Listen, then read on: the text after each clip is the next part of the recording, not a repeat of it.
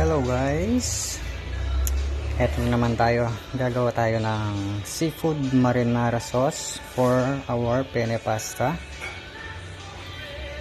So ayan, pinakukuluan ko muna yung tahong, then nalagyan natin ng konting asin.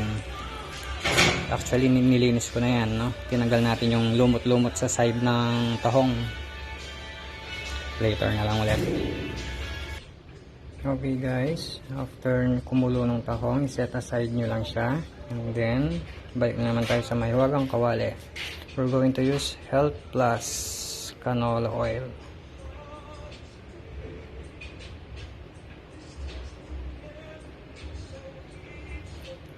Alright.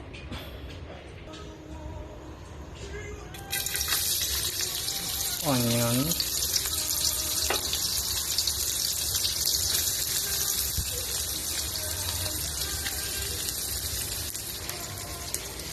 Garlic.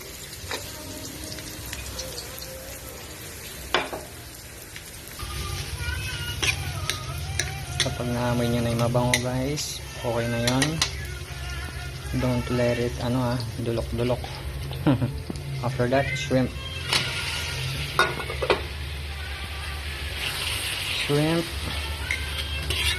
Hayaan nyo lang siyang maging pinkish. Orange pala, pinkish na sabi ko Ayan, haluin nyo lang guys. After that, we're going to use garlic and herbs pasta sauce. Mahilig tayo sa herbs from Canada. Alright, actually pwede kayong gumamit ng crushed tomatoes dito, yung made from the scratch talaga. After that guys, lagyan natin ng parsley, basil, and of course chili flakes. Guys, yung chili flakes optional lang yan kung ayaw nyo na medyo manghang. Actually ako gusto ko ng crush talaga na sili kaso syempre isipin mo rin yung mga kasama mong kakain, kung hindi naman sila mahilig sa manghang. Pwede rin dito guys yung dried yung flakes lang, kasi wala akong nakita kanina sa palengke so pwede naman fresh. Then salt and pepper, konting Italian seasoning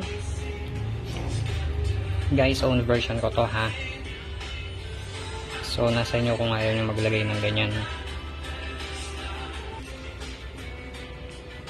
Blend of lemon, natural flavored salt and lemon peel. Konti lang guys. Alright. Next, blend of salt, rosemary and garlic. Yan talaga pag mahilig ka sa herbs. Then mix nyo lang guys.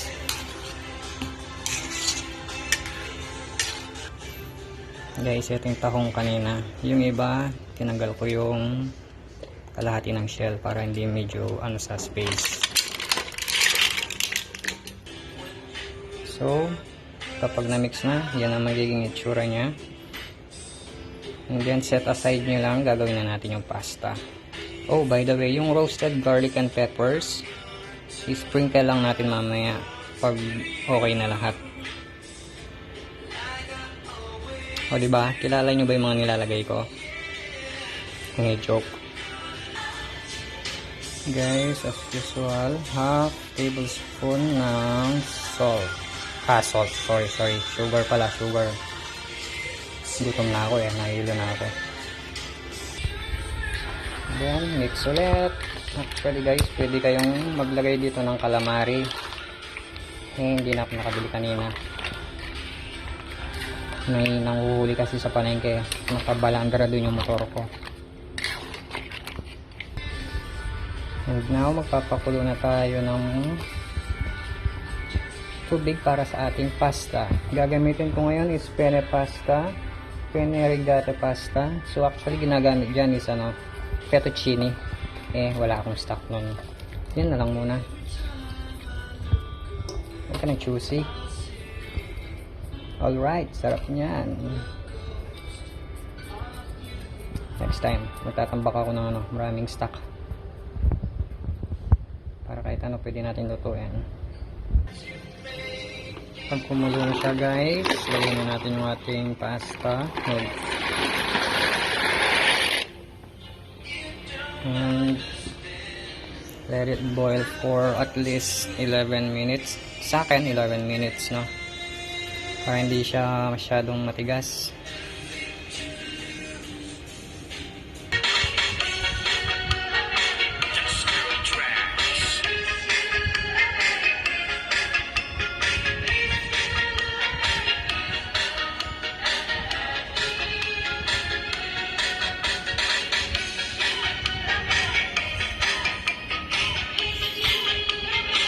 Seafood marinara penne pasta.